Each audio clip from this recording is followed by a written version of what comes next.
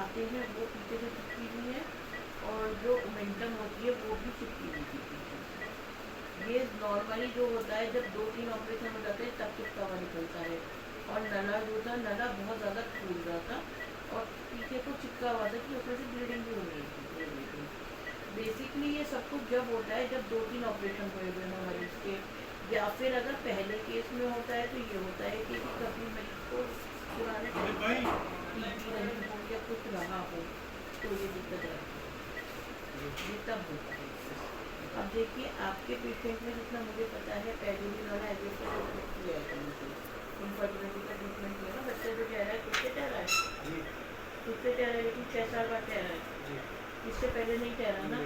तो हो सकता है जिसको, देखो टीबी एक ऐसी मर्ज है जिसमें ज़रूरी नहीं होता कि बताकर भी हो। कभी कभी टीबी के पेशेंट के कॉन्टेक्ट में आकर भी हम लोग को टीबी हो जाती है। इंडिया में 98% लोगों को अगर टीबी करवाओगे, टेस्ट कराओगे तो पॉजिटिव आएंगे, इतना बुरा हाल है ना। तो हो सकता है इनको लॉन्ग टर्म टीबी रही हो, जो चीज़ हम देख नहीं पा रहे हैं, हमें पता नहीं चल पाई, लेकिन उसकी वजह से इनको बच्चों में ठहरा हो। देखो मैं एक इनफर्टिलिटी डॉक्टर भी हूँ, तो मैं उस पॉइंट ऑफ व्यू से आपको बता दूँ कि हो सकता है कि कंडीशन रही हो।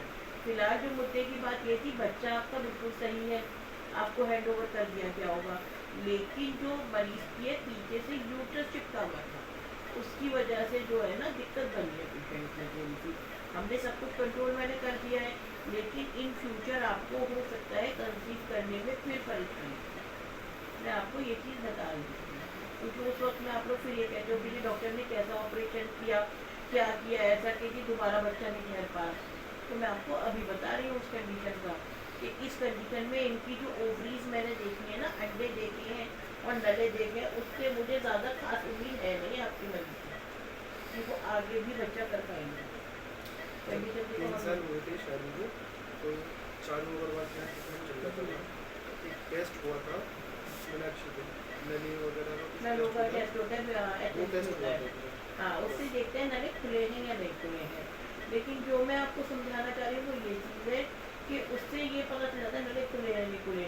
लेकिन जब अंदर से पैथोलॉजी चलती है ये सब चीज़ों की, कि टीबी हो जाए, कोई दिक्कत हो जाए, तो फिर मरीज में इनफर्टिलिटी खुद आ जाती है, मतलब मरीज बच्चा कंसीव नहीं कर पाती है, ठीक है। तो इसलिए आप या तो ना आगे भी टच में रहिएगा ट्रीटमेंट करने के, जो भी है जिस भी डॉक्टर के आप रखें। और आगे देखिए मैंने आपको पहले बता दिया है, बच्चा होने में दिक्कत है तो आप लोग ना कोशिश ये करिएगा कि जल्दी से जल्दी भी, मतलब 1-1.5 साल के बाद आप दूसरा बच्चा प्लान करें। अभी मैं फ़िलहाल कुछ दवाई गोली इसकी ऐसी लिख रही हूँ, मेडिसिन जो 1 लीटर से आपको लेने पड़ेंगे, उससे इसकी टाँगों को थोड़ी हीलिंग में प्रॉब्लम ज़्यादा अच्छी रहेगी। फिर बताइए कुछ पूछना। तो मतलब इस प्रॉब्लम से पेशेंट को तो कोई प्रॉब्लम नहीं है, शी इज़ परफेक्टली फाइन। मैंने सारी चीज़ें उसकी इमोस्टेसिस सारा चीज़ कर लिया था, जितना भी ब्लीडिंग थी सब कंट्रोल कर दी। लेकिन प्रॉब्लम ये है कि जो सब कुछ पीछे से चिपका हुआ है ना, तो उससे आप एक तो आपको आगे जाके उसमें परेशानी आएगी बेबी में। दूसरी चीज़ ये है कि कल को अगर खुलता है तो उसमें देखिए सर्जन का नाम बदनाम होने की बात होती है, क्योंकि मैडम ने कैसा ऑपरेशन किया था कि सब कुछ चिपका हुआ निकला है, तो इसको 100% चिपकेगा सब कुछ। जो दूसरा ऑपरेट खुलेगा ना वो रिस्क पे खुलेगा बहुत ज़्यादा, ठीक है। बस यही चीज़ मुझे आपको अब जैसे ऑपरेशन हुआ है तो उसमें टाइम लंबा रखते हैं ना प्रेगनेंसी के लिए, कहने के थोड़ा लंबा, तो कम उसमें से कोई कम प्रॉब्लम नहीं है 2 साल तक तो होना चाहिए।